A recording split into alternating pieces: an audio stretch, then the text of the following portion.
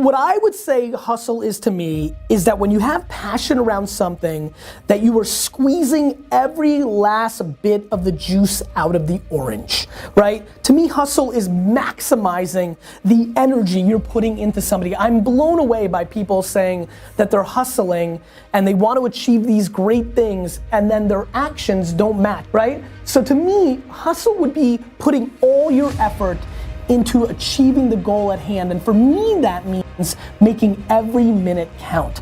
Hustle is putting it all on the line. Hustle is waking up one day, the day before you die, and realizing you gave it your all into the parenting of your children, the building of your businesses, the philanthropy that you wanted to do. Whatever you define, it's just, all in, emotionally and executionally, in theory and strategy and in execution. So look, you want to get your work ethic so high that people actually admire you. I'm going to ask you a question right now. Do people know you because of your unbelievable work ethic? If you can't answer yes to that, man, you're not going to get in that top 10%. You got to get at the top. People have to know you, not because, oh, he's a good salesman. Oh, he's a good this. Oh, he's an artist. Oh, he's a good pianist. Oh, he writes a great, story. No, dude, people need to know you for one major thing first. He works. He produces. The guy's there every day. The guy's pushing and shoving. Because the truth is, no matter how good your ideas are, how good your art is, or how good your skill set is, if you're not working, man, if you're not vibrating at a frequency that people say, my God, how does that guy do all that? If you're not vibrating at that rate, 10x levels, massive action, tremendous work ethic that's just a muscle now, and it's just a discipline in your life, and it's a normal way that other people think is abnormal. Ryan Seacrest, Tom Cruise, Oprah, Steven Spielberg, still pumping and working as a billionaire. Look, if you're not working at that level, you're not going to make it. Get your work ethic in, man. It's the American way. Work ethic. I come here to remind you that there's only one thing you can do.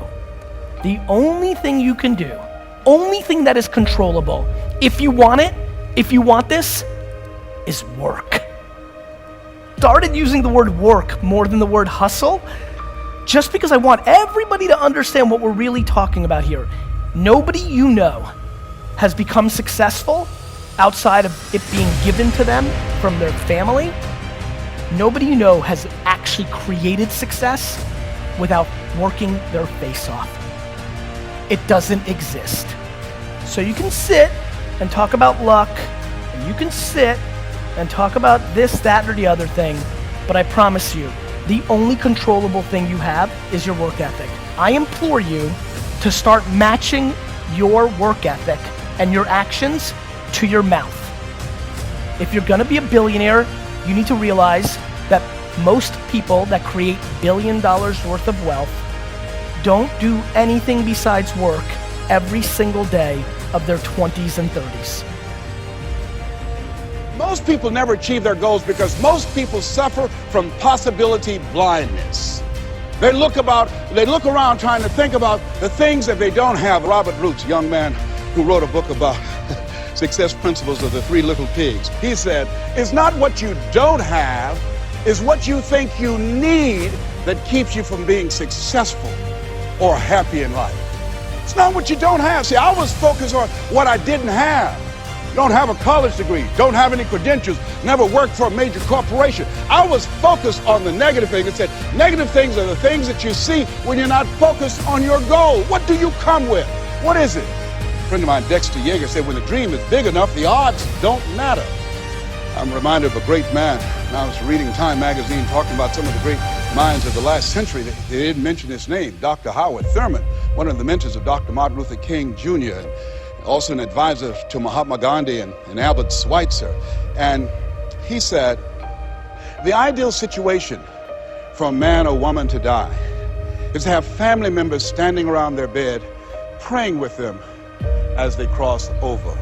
But imagine, if you will, being on your deathbed and standing around your bed, the dreams given to you by life, the ideas that you never acted on, the talents, the gifts, the abilities that you never used. And there they are, standing around your bed, looking at you with large, angry eyes, saying, we came to you, and only you could have given us life. And now we must die with you forever. And the question is, if you die this very moment, what will die with you? What dreams? What ideas? What talents? What leadership potential? What greatness that you showed up to bring? That you allowed fear or procrastination to hold you back. Perhaps that's why Henry David Thoreau wrote the words, oh God, to reach the point of death, only to realize that you've never lived, only to realize that you've never scraped the surface of your potential,